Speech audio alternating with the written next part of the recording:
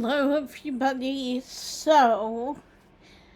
Um, I come with an announcement. Keith has a week off work. I am really unsure about whether or not we can finish up or keep playing, Slade Princess says this week. But the good news is that it's already Wednesday. We only have 2 days more of that, and then it'll be the weekend, and I'm assuming, fingers crossed, we'll be back to normal and be able to go over to our friend's house for D&D, for games and stuff. And so, just I tied my hair back because it's a bit warm outside, but this part just keeps falling off. Anyway, so I am thinking that maybe we take a break from the game and all that, from now, from this week, that we basically take a break from it. I do have to confess something. So, as you guys know, I've been looking for demos to play because usually the demos end up being free. And, so I've been like, check it out. So, there was a trailer that was posted on YouTube. And I don't remember the name of the game now, but it was Traveling at Night or something like that. It was about an alternate universe, Europe during World War II, I'm assuming. Maybe not World War II, maybe World War I. I don't know. It was during one of the World Wars, and apparently, certain famous cities got, basically destroyed. And so, but it kind of made me go, oh, this looks interesting. And then, of course, I had to check out Steam. And for Steam, yeah, it's available for the Mac. And then I realized, I don't know, I don't remember if I mentioned this, but several years ago, I purchased a game off of Steam called Book of Hours or The Hour of Books or something like that. And it was all about this lady who gets swept onto an island due to a shipwreck and takes over this mysterious library. But the problem is that it's played as a card game. So it's like you get cards dealt to you every day and you have to match them up or put them with other cards that are appropriate or that, match the vibe you're going for. I couldn't get past the first level. I mean, I didn't even get to the library. The whole goal of like the first chapter is you wash up on shore and you have to get to the library, but there's obstacles in your way. I managed to get to town, and then I couldn't figure it out. Maybe I'm just not understanding. And like I tried to look up, like, to see if other people had played the game and stuff, but I could not figure it out. I don't know. I don't even really remember now what the issue was, but it was just days just kept repeating and I couldn't get anywhere. I couldn't get any closer to the library, which was where the main goal is, to get your character to the library. And so when I discovered it was in a lot that same route, but in a different situation, I was like bummed. Because the trailer made it look so easy. It's like, oh yeah, you can figure this out. And yet in Book of Hours, I was just like, I could not figure it out. I just could not figure out what was keeping me from going to my objective, which was the library. But anyway, so yeah, so I'm still looking. Keith did recommend a game to me that is different from anything I've played. It's called Moonlighter. And apparently there's going to be a sequel coming out of it. So as a result, they made the first game free. And so it's basically you are in this town and you own a shop, but in order to get things you sell for your shop, you have to go into these dungeons and stuff. Safe to say so far that I'm not good at these kinds of games. I'm not good at fighting games. I'm not good at destroy these enemies and all that stuff. I mean, even playing Night in the Woods, because they have, like, toward the beginning of the game, you get, like, one of your friends to help you because your computer got, infected by viruses, shall we say. And you go to, this guy, and he basically helps you clear up your computer and all that. And then afterwards you're chatting at him in Messenger, and he goes, I don't know if you know this, but I downloaded something else, and it's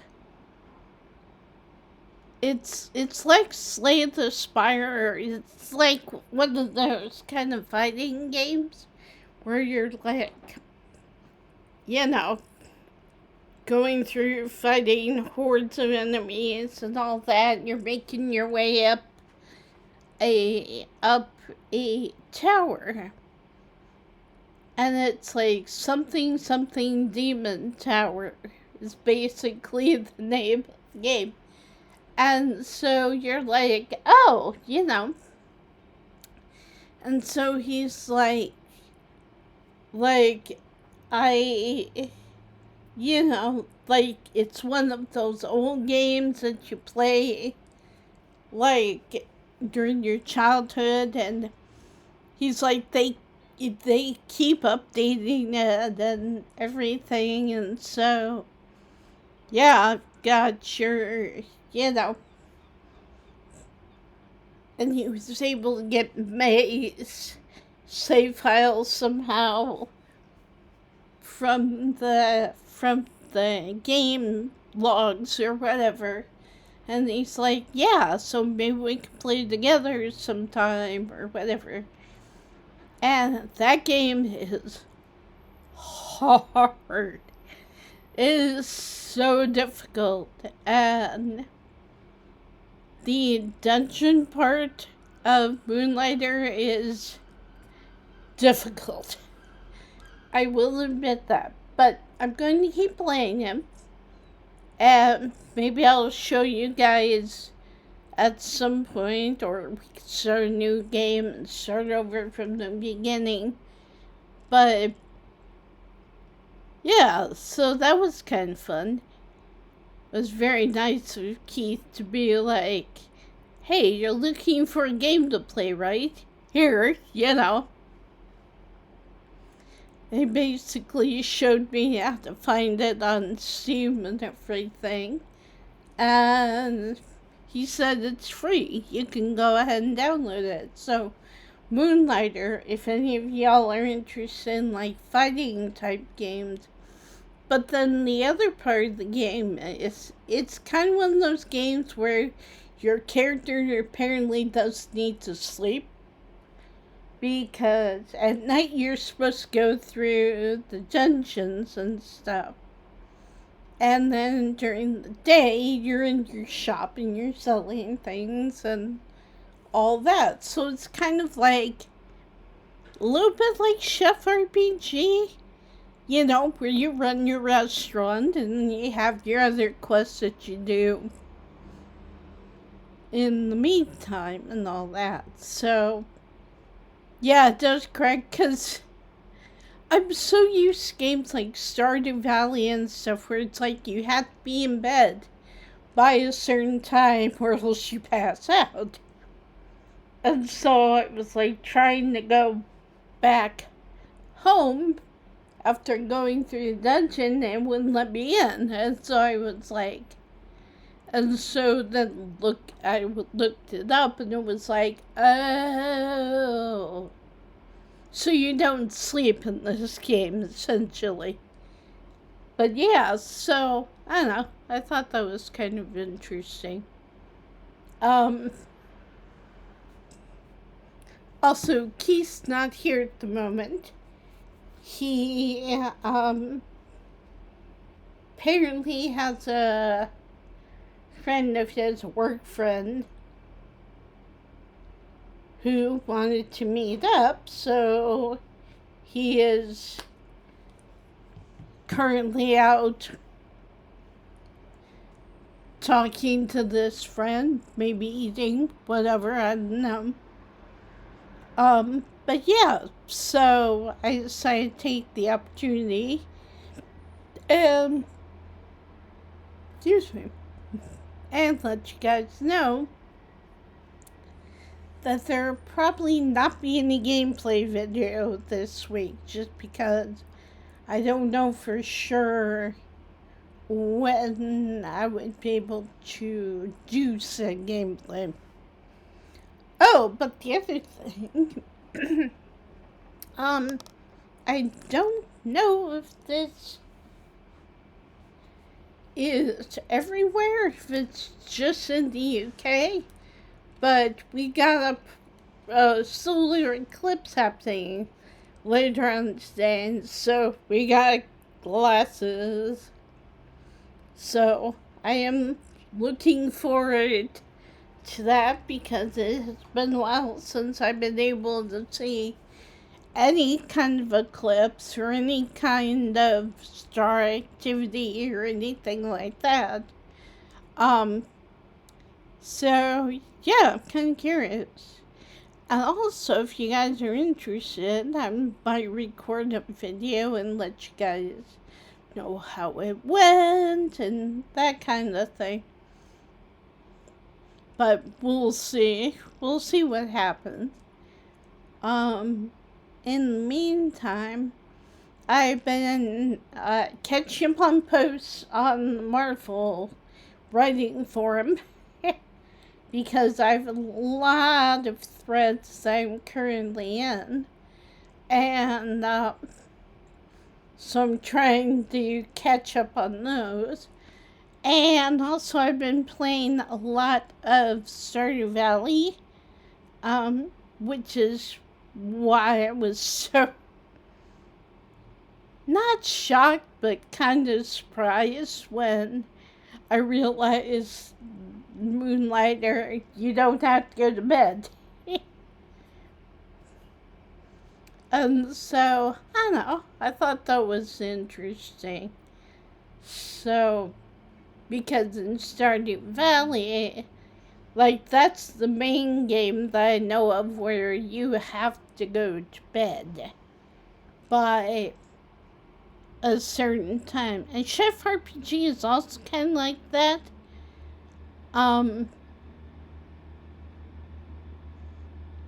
Which I always find funny because sometimes you play as a android and I'm like, do androids get tired?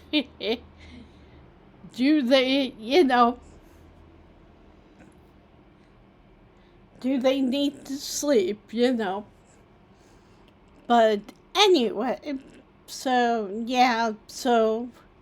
I'm playing like, because I have a lot of, in that game, spoiler alert, by the way, when you first start the game, you will always find in a little corner of your farm, you will find what's called Grandpa's Shrine, because you inherited this farm from your grandfather. And so you are working at tidying up, planting crops, doing all the things. But when you first arrive, you can find the shrine and you'll find a note that was left behind by your grandfather who says, like your name, expect me on at the dawn of your third year or something like that. And so I have several save files that are in year 2. And so I'm slowly trying to make my way through them, at least get to year 3, because here's the thing, Grandpa judges your farm. So basically there are 4 candle holders in the shrine. And like, you'll go to bed on the last day of year 2, and then you'll have I assume it's a dream, where your grandpa comes to you and he's like, my beloved granddaughter, blah, blah, blah, I'm so proud of you. And he basically says you've done a great job with the place. The fate of this farm is in your hands. And then, you wake up and you go outside and you get to see, like, how good of a reading you got from your grandfather. It can go from 1 to 4 candles. And so it's kind of fun. It's kind of it's like, I always consider that, like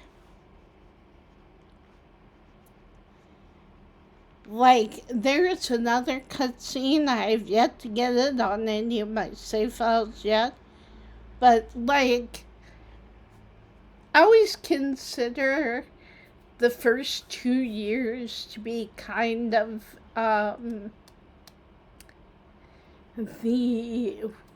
when you want to call it. It's kind of gives the impression of being the tutorial. It's like you have 2 years to clean up the farm, chop down trees, do your best to get through the mine, that kind of thing. get married, get your house upgraded, so you have a kitchen, that kind of thing. And it's just kind of fun. And they have several different farms. There's like a beach farm, there's a farm that's a bunch of islands essentially, and it's surrounded by water, which makes it great for fishing and stuff, but you know. Let's see, what else? There's a farm for, because there's the opportunity to do co-op, to play with friends and stuff, so that's always fun, because then you can be like, oh yeah, you'll play with your friends, and you have something called the Four Corners Farm, which is, there's basically 4 different farms, and they each have like a mini version of one of the full farms. Like there's one that farther down on the farm you have, like, it has a river running through it, and you have and then you go down and there's like a little mining place where you can mine and stuff. And there's a forest farm, which I really like because it's very fun. There's a lot of foraging opportunities, and especially if you marry Leia in the game or go after her. Like, she's one of my favorite bachelorettes because not only is she artsy, is she an artist and trying to make it, but she is also very easy to raise hearts with because she will take gifts from nature, if that makes sense. Like, some of the other bachelors and bachelorettes are like, oh, I'd love it if you give me a pomegranate, which means you have to either get the fruit bat cave and keep looking for a pomegranate, or you buy a pomegranate tree from Pierre and plant that on your farm. And like, none of these things are like terribly hard, but at the same time, it is kind of like, okay. It's like, why you gotta like the expensive stuff, Pierre, Or like Sam. Sam is another one of the bachelorettes who I like, and who I like playing, like trying to romance in the game. And like, his favorite items are stuff you can only get if you go to, once you unlock Calico Desert, which in some save files I have that happen like right away, and then some save files it's like still waiting to get that opened up. But yeah, or there are certain people in the town who only like cooked food, which you have to get a kitchen in order to, unless, like, one of the things that really helps out and really appreciate ConcernedApe for putting in the game is every weekend, Friday and Sunday, you can go to a particular part of the map and there's a traveling card. And like, a lot of times she will have what you're looking for, especially with like food or or especially with like fish. Like, I struggle with the fishing in this game. is not my favorite part of this game at all. So, I don't know. I just kind of find it funny. It's just kind of like, yeah, you know. Anyway. So, but yeah. But I love Leia because you just give her forageable items like mushrooms, like blackberries, like fruit, whatever, and she'll be like, oh, this is a really nice gift, you know. And it makes it so easy to boost her up. And she also likes wine, so once you get the keg going, that makes things super easy.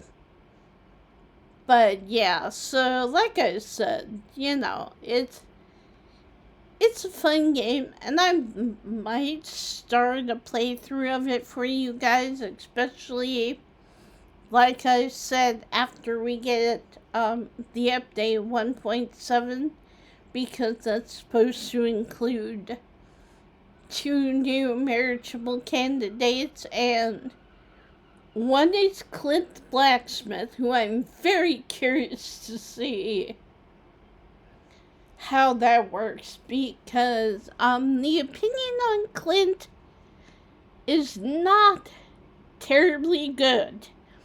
Like, he's not one of the best bachelors. But, you know, that's only because he spends most of the game pining after one of the bachelorettes that you can marry. So, anyway, I just find that kind of hilarious, because it's kind of like, I'm kind of curious to see if Clint will get a redemption arc, or if it'll be more like, yeah, this probably isn't the best choice, but I am curious to see what happens, or what, like, hard events Clint gets, and that kind of stuff. So, anyway, and then the other marriage candidate is Sandy, who is a friend of Emily's, who runs a shop out in Calico Desert. So that might help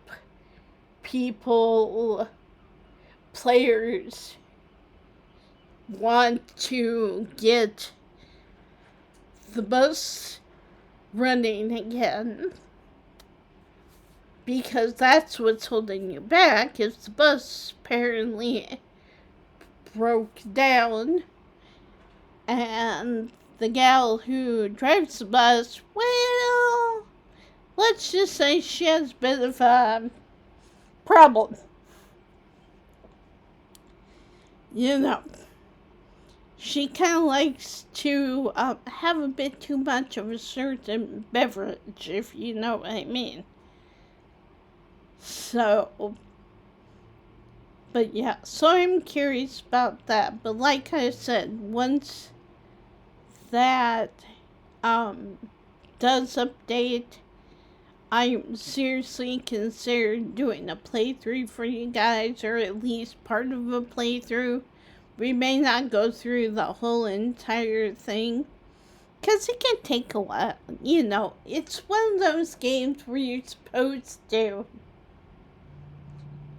keep going and the goals keep getting gradually harder, you know, gradually more expensive and stuff. But, yeah. So, anyway, if you guys would be interested, I am considering that, fiddling around with that thought in the back of my brain. But yeah, so probably no gameplay this week. But I will try to record another vlog, maybe. We'll see what happens. But yeah, so that's it. That's basically all I really wanted to say. I'll get this uploaded, and I hope you guys are having a great week wherever you are. And I will talk to you later.